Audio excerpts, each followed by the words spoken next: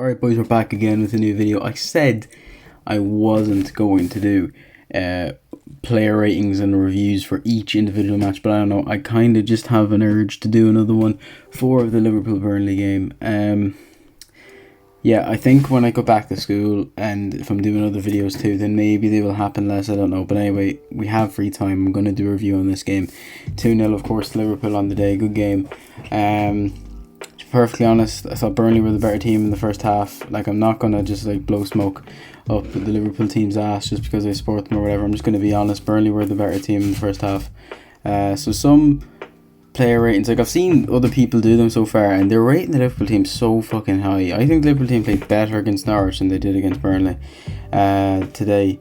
Like, but I suppose in a game in which Burnley were doing better for the first half, I'm happy they got that win, because it's wins like that win you titles. Like, even when you're getting beat, like on the field, like necessarily not on the scoreline, if you still come away with the points, that's a great result. Now, to be fair, as I said last week, something that helps Liverpool is their gas tank, and then as the game went on, Liverpool only got better, and then that's kind of what secured the game for us in the end. But I do think Burnley were the better team in the first half. But anyway, individual player ratings. Number 1, we start with Alisson. He had a good game. Better one. I mean, look, there's two things to this, right? As I said last week, I think Alisson is a great shot stopper, and he showed that again today with some brilliant saves. If it was just based on his saves, he'd easily get a 7 or an 8, maybe even a 9. But his distribution at times was shite. Like, he had more to do when it came to kicking the ball out today, and some of his passes out were abysmal. And you can't just ignore it at the same time, because it is a big part of a goalkeeper's game, is to be able to kick balls. Yeah, okay. Great wording there, but anyway, he was doing these little tricks sometimes. Like, if a player runs at him, he'll do a little sidestep. Like, sometimes the nonchalance kind of worried me a bit, because I thought he was gonna fucking mess up again. But he done his job. I think a 7 is probably the most fitting. Maybe even a 6, like, because it's hard to rate him so highly when his distribution wasn't great. But his shot stopping was superb. So I think I would give him a 7 because his shot stopping was really good there today. Some brilliant saves, but again, I'm always gonna find it hard to give him 8, 9 or 10, because like, I'm gonna be like honest. I'm not just gonna rate a lad a 9 just because he gets a goal or whatever. Like, I'm gonna be like sort of as brutal as I can. Like, a 5 is the average. I do think he was above average because his shot stopping was insane, but it's going to be hard for me to rate anyone an 8, 9 or a 10 unless all aspects of their game are on point, and his distribution, in my opinion, wasn't really there today. Not that necessarily we needed him to, he could have been better. Next one, we'll go with Trent Alexander-Arnold. I was watching the BT Sport showing of the game, and Steve McMahon gave him man of the match, and I nearly puked off the side of the couch after hearing that. I don't know how we could have given Trent man of the match. His first half was abysmal, completely and utterly abysmal. I have no fucking clue how anyone can give Trent. So some guys I was watching giving him 9s. Fucking 9s, are you insane? He had a decent second half, but his first half was atrocious. He was getting run ragged on the fucking wing. He was misplacing easy passes out from the back, causing us to concede more chances. His tackles at times were good, but some were fucking stupid. Like, either A, going in for a tackle and not coming away with the ball, or B, just ending up giving away a foul or something like that. Just stupid. Like, I don't know how anyone can give someone a 9 just because, yeah, his assist was great. It was a brilliant pass. He had a decent second half, but I can't give him. Last week I gave him a 6. I'm gonna give him the same, but only because his second half was was decent. Like, he got a good assist as well, but I can't rate him any higher than that because his first half was bad. People might like to say otherwise, but look, just be fucking honest with yourselves. Just go look back. Most of Burnley's like good periods of play came from Alexander-Arnold's lack of, I don't know, no, I'm not going to even say composure or anything like that, but he just didn't do his job, and it nearly caused us to concede goals. So I can't rate him any more than a 6, and even a 6 is probably being kind, because I thought his first half was really bad. He was a liability at in the defence, and that's typical. Like I've said last season, the only problem I had with Alexander-Arnold is that he was a bit inconsistent. Like, he could have a really good game, then the next one he'd do trash. Now, don't get me wrong, again, he did come out in the second half and I'm delighted, but the whole team did really. So, anyway, centre-backs, Van Dijk. I thought he was better today against Burnley, more of a presence, done his job, laid off some really good passes today. I think a 7 is good. I will admit that there were times where chances were conceded, but I wouldn't blame him. I wouldn't have blamed him for any sort of mistake. I don't remember him making any bad mistakes or giving away any stupid frees or anything like that. So I think a 7 is very fitting. He wasn't by any means extraordinary, but I think a 7 is a fair rating for him. Matip, same goes. I actually think he was still, again, slightly better than Van Dijk. I think he just had a bit more to do, but a 7 still, like, he wasn't that much better, like, not to the point I'd give him an 8. So I think 2 7s for the centre backs are fitting. Left back for Tsimikas, another great game, guys. I told you last week that those mistakes would start to go away with more game time. Now I know it's just one game, so I'm not just going to say he's never going to make a mistake again, because mistakes will happen to everyone. But I'm telling you now, lads, he's going to be a great fucking player. I just hope to God he gets more game time. And I'm not saying we should boot Robertson to touch by any means, but I'm happy and confident in that if Robertson gets injured again, we'll have a very good player to come in and help us out. For me, 8 out of 10 easily. He defended well. He's very tough. Like, he's throwing in shoulders left, right, and centre. He's not a bitch. Like, he made good crosses in as well. Of course, got a very good assist. Good with his feet. Like, I don't know. I think he's a really good defender. I'm almost compelled to give him a 9 because I thought he was one of the best players on the field for Liverpool. So I think 8 though is probably a bit more fair. But yeah, very good game. Midfield starting now. Keita. Some of the guys I've seen rate him give him 6s and 7s. 6s and 7s, lads. Are you fucking insane? They said he got into the game well. He did not get into the game at all. He was fucking shit again. And it's not even that he was making mistakes. He just doesn't get into the games. It's just, that's his problem. We all know he has ability, but it's the same with Pogba. Pogba has ability, but he doesn't show it like 90% of the time. For Keita, it's even worse. Not only the fact that he gets fucking injured every other fucking week, he's not good. He's just not doing well enough. Like, again, we can say and tell ourselves, oh yeah, he's a great player, but if he doesn't show it, it doesn't matter. And he didn't show it again today. Easily the worst player Liverpool had. Honestly, if it wasn't for Alexander-Arnold having such a good second half, I mean, he would have had a contender for it with Alexander-Arnold, because his first half was abysmal. But no, Naby Keita, for the time he played, wasn't great. Again, I'd give him a 3. Just doesn't get into the game at all. He seems like a nice guy and I like him, but it's kind of like the same with Kante. I'm not going to shove smoke up Kante's arse just because he's a nice guy. I don't care how much he smiles when he's on the field. If he's not good, I'm not going to just say he is because I like him. Keita seems like a nice guy, but he just wasn't good enough today. 3 out of 10. Jordan Henderson, first game back. It's a competitive game back since February, I think it was. Solid game. He done his job once again. His passes today were absolutely phenomenal. I'm telling you, man, if he gets that ball like 25-30 yards out and he just clips one into the back post, oh man, his passes are just amazing. The best passer in that team by a long shot. Say what you want about Trent, man, doesn't come close. Henderson is the best passer to that ball on that team, I swear to God. He's breaking down play well. He was in it, like, pretty much everywhere on the field. Like, he was going about. He was very good. I'd give him easily 7 out of 10, maybe even pushing an 8. Just a very good, solid game from him. And even with his first competitive back game as well, I'm quite happy with how he done. I'm very, very happy with how well he done. So 7 out of 10 from me. Harvey Elliott, possibly, maybe even man of the match for me. I thought he was great in that game. Some people were saying he was getting bullied. What game are you fucking watching? It was always fucking United fans as well.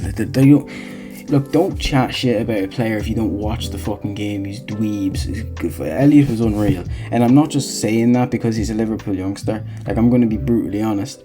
I didn't like Elliott before this season because, as I said in the last video, I thought he had an attitude problem. And that showed in the game when he wasn't doing certain things because he felt he needed to do this based on what his attitude was like. Basically, I can do this myself. I'm a lad or whatever. He done really well there today. Great interplay, dribbling well. If anything, there were times where he was too unselfish. Like there was once or twice on the edge of the square. He was in a really good position to cut inside and shoot, but instead opted to look for the pass. But again, him being as young as he is, stuff like that will start to iron out of his game and he'll have better decision making. But I say that like it was a bad thing. His decision making was great and he played amazing. He took a brilliant touchdown for Mane's goal from Van Dijk's pass. Like honestly, he was brilliant today. For me, possibly man of the match. I think the only other players that could rival that, in all honesty, would have to be Tsimikas. Like Tsimikas and Elliott were, in my opinion, our two best players. I thought they were great today. Elliott, I'd give him between 8 and a 9, so I'll go on 8.5 because I do think he was slightly better than Tsimikas, but he was great today. For me, he'd be my man of the match. Next up, forwards, Mo Salah. He had a good game today. Definitely not as good as the one at Norwich. I mean, he didn't get any goal contributions, but again, like he positive play. Like he was making passes when he needed to. Like I don't know, at times he wasn't really. There wasn't really options on. Like he did have more shots today. I felt like more shots, and they were in good positions to shoot. So I'm not even gonna fucking like say anything about that. But I thought he had a decent game today. Granted, not as good as ones he's had before. So I'd give him a 7. He was just decent. Honestly, it'd be between 6 and 7. 6 might seem bad, but again, that is above average because for me, 5 is the average. So even if I do say, I'd be like between like 6 and 7.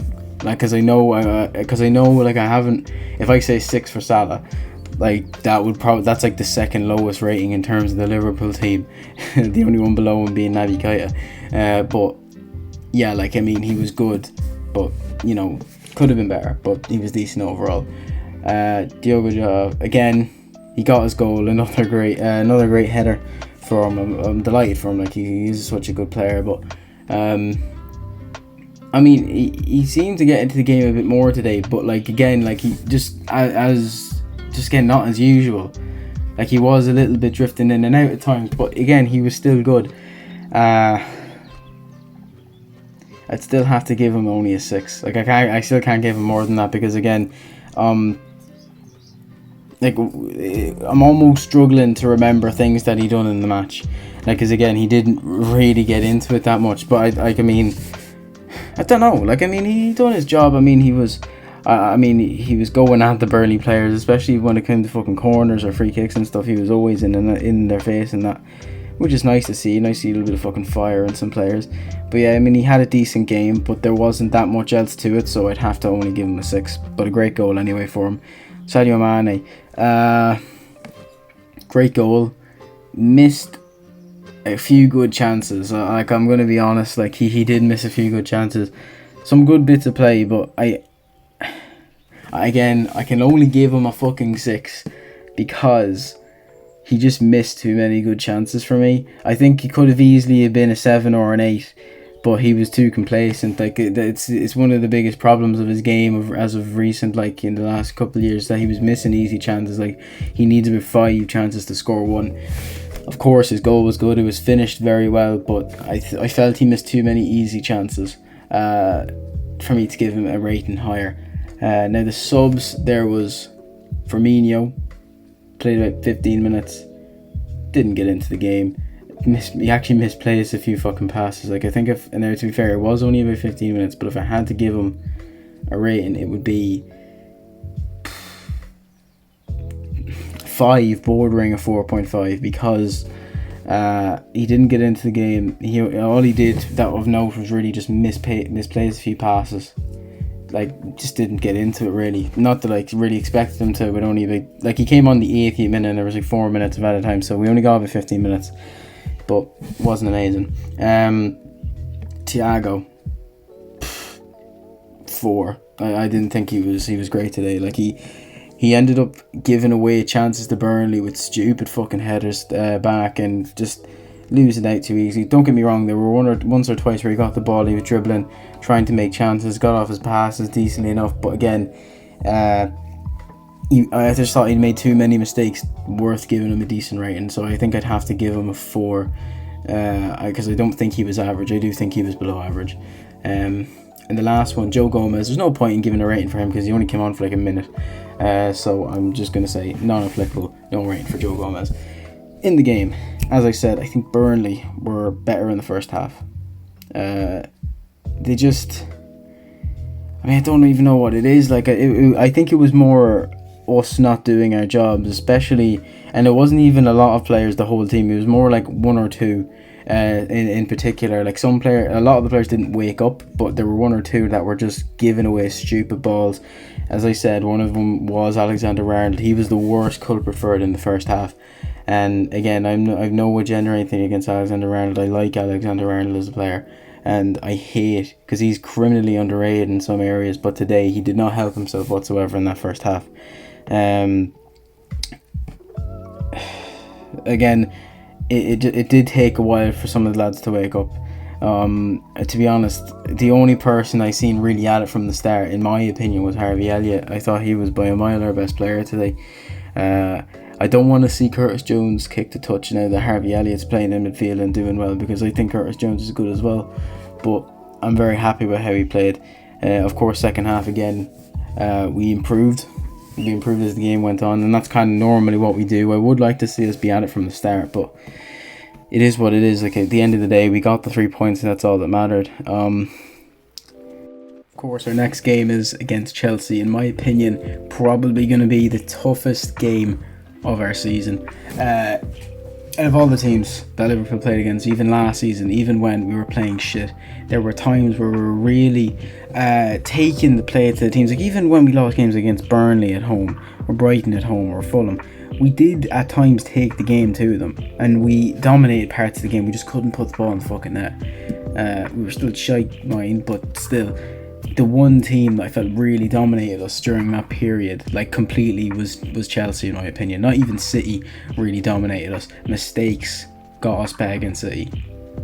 Chelsea completely dominated us at Anfield last season.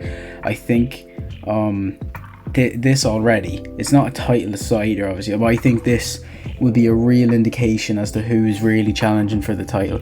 I do think Liverpool will have the edge. I just think overall they have a better mentality. Of course, Chelsea have a great team and they have a great manager, but I think in general over the course of the year, I don't think they'll have the longevity. I think they will start to drop easy points, as lots of teams will. Liverpool may drop points throughout the year, you never know. Because I think nowadays mentality is more important than ever before. Because, like, of course, having a great team is good and all, but when you're at this stage, any of the top four, like you've United, you've City, you've Chelsea, we all have teams good enough to win any title. So at that stage, it just comes down to mentality and who wants it more, who just plays for it more. And like nowadays, you can't lose games. As I've said before, you can't lose games nowadays. So United dropping points to Southampton, City dropping points to Tottenham. You can't be doing that. And like, of course, like, drop points will happen, like, you know, as per.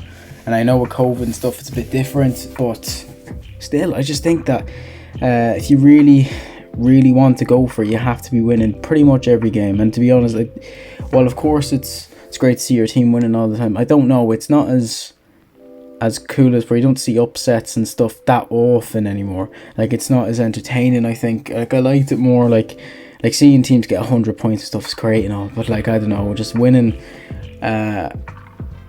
it seems more likely that some team's going to have an invincible season, like something like that, like an invincible season. That should be like really and truly go down in history, and obviously it will, but if more and more teams start to do it, it won't be as special. But I don't know, it's just the way things are at the moment. Predictions. Obviously I'm not going to bet against Liverpool. I do think it being at Anfield with a full crowd and hopefully a full team, Robertson will be back, but honestly I wouldn't take out Tsimikas. I think he's been good. Honestly, I would give, because I think it was ligaments in his ankle that he done, I would give Robbo more time. If he's back and fit, sure, he's a great player to have in, but Tsimikas is doing a job, and I would rather take the time with Robbo and make sure he is fully fit. Now, obviously, I don't know if he is or not, but I think unless he is 110% ready, I wouldn't play him, because I think Tsimikas is doing a job there and he's doing it fucking brilliantly. So, I wouldn't take him out. We're gonna have to watch out for Lukaku. He was great against Arsenal. I want him to flop. I don't think he will. He's a world class striker, but I want him to. He's just too good, man. He's just too good. Arsenal, I actually thought that they would take points from Chelsea, but they're a nutting team. They've a nutting manager. Just in the mud, honestly. Like I know Chelsea are a better team. I just thought Arsenal it'd be the sort of game they'd actually like fucking get up for. And to be fair, there were times where they were okay, but Chelsea dominated the game too much. I mean, the Arsenal could have easily had the penalty, but I mean, Chelsea won the game fair and square, and that's it. But yeah, it's gonna be a great game, I think, against Chelsea. But yeah, easily the game I'm most worried about. I'm not worried about Manchester United away. I'm not worried about City away. Chelsea is the one I'm worried about, in all honesty. I think Tuchel is a stronger manager than I almost think that he's a stronger manager than Pep. I think Pep is great and all, but I just think with the amount of resources he's been given over the past few seasons, he hasn't really delivered, in all honesty. Of course, I mean, Pep's main goal at the minute is to win the Champions League, and I mean, he had the final, and of course he lost it to Tuchel. Again, I do think he's a great manager, but I just think with what he has to work with, I just think he can be a bit underwhelming at times, but I just think Tuchel's turned them round. Like, to be honest, to be fair, he was always going to look great after taking over from Lampard, because Lampard's not a great manager. I mean, we all saw that he's not amazing, but I know Tuchel is doing a good job with them, to be fair. But yeah, I'm intrigued to see how Chelsea do. Like, I think this idea, like, seeing people ranking Liverpool, like, oh, I think they'll finish third, I think that's kind of bullshit, you know, because, like, look at the other squads. Man City, they're pretty much the same. One transfer in, Jack Grealish, but as we all usually know, City are a very beatable team. Like, I know obviously when they get running they're fucking class, but they are very beatable. Like, in the past few seasons, they've always had stretches where they would drop lots of points. Like, I mean, even at the start of the season, Wolves done a double over them. Norwich bet them at Carrow Road. Like, it's games like that lose you titles. Chelsea, of course, under Lampard were always like that, losing stupid points. Even under Tuchel lost, I think it was 3 games in the Prem. I think he drew 2, and like I think, to be fair, he did win like 10 or something. I don't even know, but it's, again, as I said, nowadays you can't be dropping points, and people will just say, oh yeah, well, Liverpool were shit last season. Yeah, but people got to understand the circumstances Liverpool had to play under are unreal. No team would probably ever have to go through the same circumstances Liverpool did. Like, it's actually insane. Like, I think people, if they use last season as a reference as to why they think they'll finish third this season, you shouldn't be watching football, because you don't know what you're talking about. Like, legit losing every defender we fucking had, losing our club captain, and in my opinion our most influential player. I saw a graph recently, actually, of everyone was injured at some point, and like the duration as to when they were injured from, and it was mad to look at, in all honesty. And injuries are a part of football, and I totally, like, I accept the fact that it happened. I'm not going to be like, oh yeah, we would have done this. Look, we can all say what we want. We don't know what would have happened. I just think it's a stupid reference point for people to say that they're gonna do bad now because of what happened last season, because you gotta add context to it. Like, there's no way, surely not, it's not gonna happen again with all those injuries. It's mad. And I mean, like, even with the, like, half the injuries had, like, with Van Dijk and stuff, they were still leading the league for a few months after Van Dijk got injured. He got injured in, like, game week 5. Liverpool were first until game week 18 or 19, I think it was. It's in my Henderson video. If you haven't checked it out, I'd recommend you check it out, because it's my first video, in all honesty, probably one of my best ones. I explained so much in it, like, genuinely the real reason Liverpool dropped so far backwards. Yeah, no, but it's mad. I'm excited for the game against Chelsea. It's going to be fun. Anyway, guys, I think that's going to be it for me. I hope you did enjoy this short little video. Please don't forget to like, share, and subscribe, and I'll see you all in the next one.